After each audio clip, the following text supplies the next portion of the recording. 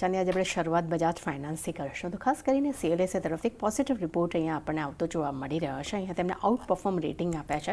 લક્ષ્યાંકના front પર નજર કરશું તો તેમને 9,200 રૂપિયા પ્રતિ શેર કર્યા છે. તેમનું માનવું છે કે કંપનીએ છેલ્લા 3 ક્વાર્ટર્સમાં ખાસો એવો પડકારનો સામનો તેમને કરવો પડ્યો છે, જેને કારણે કરીને કંપનીના નફા અને ગ્રોથ છે અને લોન ગ્રોથ બંનેમાં જ એક સારો એવો આપણને ઘટાડો જોવા મળ્યો છે, જેનું મુખ્ય કારણ છે કે RBI તરફથી જે પ્રતિબંધ લગાડવામાં આવ્યા હતા તેનું ઇમ્પેક્ટ જોવા મળ્યું છે. તે સાથે તેમના જે ત્રિમાસિક ફીઝની આવક છે તેમાં પણ લગભગ 200 કરોડનો ફટકો કંપનીને મળતો જોવા મળ્યો છે. પરંતુ સામે તેમના NIMમાં પણ એક દબાણ જોવા મળ્યું છે. પરંતુ સાથે તેમને એ પણ કહેવું છે કે આ ક્રેડિટ કાર્ડ જે છે તે સામાન્ય થવામાં હજી વધુ 2 ક્વાર્ટર્સનો સમય લાગી શકે છે. પરંતુ ક્રેડિટ કોસ્ટ ગાઈડન્સ જે છે તે તેમને વધારીને 2% કર્યા છે. પરંતુ EPS જે છે માત્ર 1 થી 1.5% જ ઘટી શકે છે. એટલે ખાસ કરીને ક્રેડિટ કોસ્ટ ગાઈડન્સમાં જે વધારો થયો છે અને EPSમાં જે મામૂલી ઘટાડાના જે અપેક્ષા આવી છે તેને કારણે કરીને એક પોઝિટિવ રિપોર્ટ્સ અહીંયા આપણને જોવા મળી રહ્યો છે. NTPC પર જેફરસ તરફથી આપણને બાય રેટિંગ્સ જોવા મળ્યા છે. લક્ષ્યાંકના ફ્રન્ટ પર નજર કરશો તો તેમને 485 રૂપિયા પ્રતિ શેર કર્યા છે. તેમનું માનવું છે કે NTPC ગ્રીન પાસે હાલમાં 3.2 ગીગાવોટ ઓપરેશનલ કેપેસિટી ધરાવે છે. તે સાથે તેઓ 100 મેગાવોટ વિન્ડ કેપેસિટી પણ ધરાવે છે. પરંતુ આ બંને જ કોન્સેપ્ટ છે તેના 2032 સુધીમાં તેમની ક્ષમતા જે છે તે 19 ગણા વધારવાની તેઓ અપેક્ષા રાખી રહ્યા છે અને કેપેસિટીમાં લગભગ ખાસ કરીને 44% CAGRના ગ્રોથની પણ તેઓ અપેક્ષા રાખી રહ્યા છે.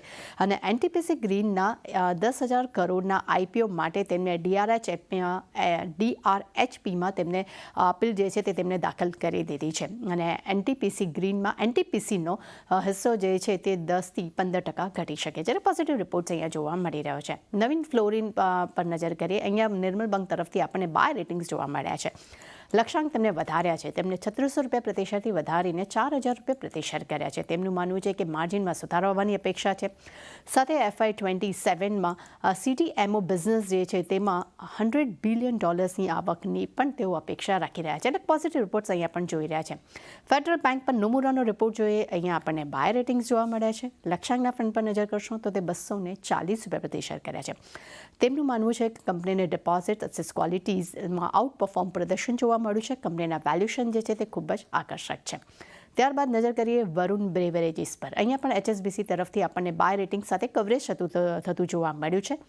લક્ષ્યાંકના ફ્રન્ટ પર નજર કરો. 780 રૂપિયા પ્રતિ શેર કર્યા છે. તેમનું માનવું છે કે પેપ્સિકોના ભારતીય બોટલિંગ વોલ્યુમમાં 90%નો હિસ્સો તેઓ ધરાવે છે અને સોફ્ટ ડ્રિંકમાં માર્કેટનો ગ્રોથ છે તે વધુ વધવાની પણ તેઓ અપેક્ષા રાખી રહ્યા છે. અને એ સાથે જ નવા AI ટૂલ્સના સેલ્સ અને માર્કેટ શેર્સમાં પણ વધારો થવાની તેઓ અપેક્ષા રાખી રહ્યા છે. એટલે અહીંયા પણ એક પોઝિટિવ રિપોર્ટ્સ અહીંયા આપણને આવતો જોવા મળી રહ્યો છે.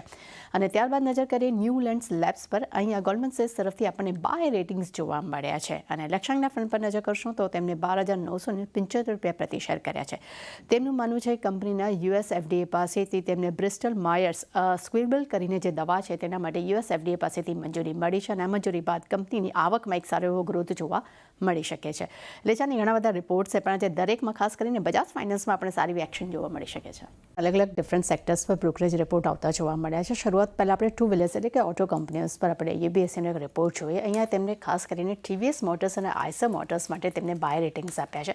પરંતુ સામે હીરો મોટર કોર્પ અને બજાજ ઓટો આ બંને જ માટે આપણને વેચવાલીની સલાહ જોવા મળી રહી છે. તેમનું માનવું છે કે ટુ વ્હીલર્સ પર ઘણા ડિસ્કાઉન્ટના જે સંકેતો આવી રહ્યા છે તેનો ઇમ્પેક્ટ ક્યાંક ને ક્યાંક સિલેક્ટેડ કંપનીઓ પર જોવા મળી શકે છે. સાથે ફેસ્ટિવ સિઝન્સમાં ડિસ્કાઉન્ટ વધવાની પણ તેઓ અપેક્ષા રાખી રહ્યા છે. અને ICE બાઇક્સ અને સ્કૂટર્સથી નીચે ટુ વ્હીલર્સની એન્ટ્રી પોઈન્ટ જોવા મળી શકે છે. અને TVS મોટરનું માર્કેટ શેર છે તે વધતું જોવા મળ્યું છે. સામે અપોઝિટમાં હીરો મોટર કોર્પનું માર્કેટ શેર છે તેમાં એક ઘટાડો જોવા મળ્યો છે. આ કારણસર આપણને આ રિપોર્ટ અહીંયા જોવા મળી રહ્યો છે.